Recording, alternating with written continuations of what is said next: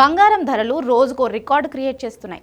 అందనంత ఎత్త తారాతీరం అనే రేంజ్లో పెరిగిపోతున్నాయి. అప్పుడప్పుడు కాస్త తగ్గుతున్నా తగ్గేది గోరంత పెరిగేది కొండంత అన్నట్లుగా కనకం రికార్డులు సృష్టిస్తుంది. ఎంత పెరిగినా ఎక్కడికి పెరిగినా అసలు తగ్గేదేలే అన్నట్లుగా జనం తీరు కనిపిస్తుంది.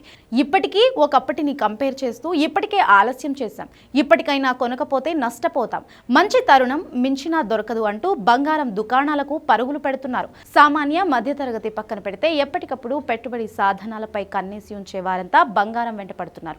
దుకాణాల ముందు క్యూల్లో నిలబడి 2-3 గంటలు వెయిట్ చేసి మరీ గోల్డ్ కొనుగోలు చేస్తున్నారు.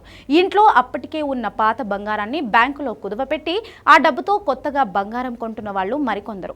ఇదేదో బాంబేలో మాత్రం ఇలాంటి పరిస్థితి ఉంది అనుకుంటే పొరపాటే. సెకండ్ బాంబేగా పేరు ఉన్న కడప జిల్లా ప్రొద్దుటూరుతో పాటు మన హైదరాబాద్లోనూ ఇదే ట్రెండ్ కనిపిస్తుంది. 2-3 నెలలుగా బంగారు వెండి ధరలు పరుగులు తీస్తున్నాయి.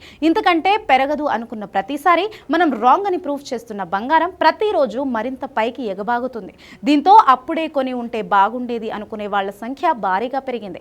గత 10 రోజుల్లో 10 గ్రాముల బంగారం ధర 30,000కు పైగా పెరిగింది.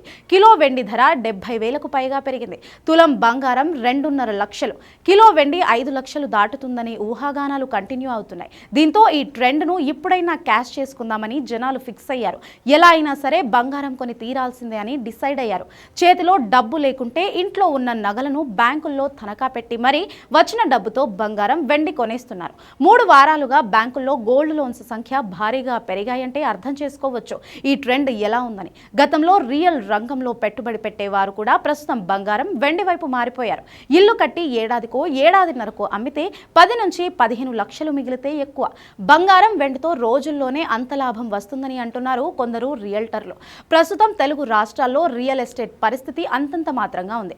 అయితే అందులో పెట్టుబడి కోసం దాచుకున్న నగదును బంగారం వెండి కొనుగోలుకు వాడుతున్నారు ఇంకొందరు.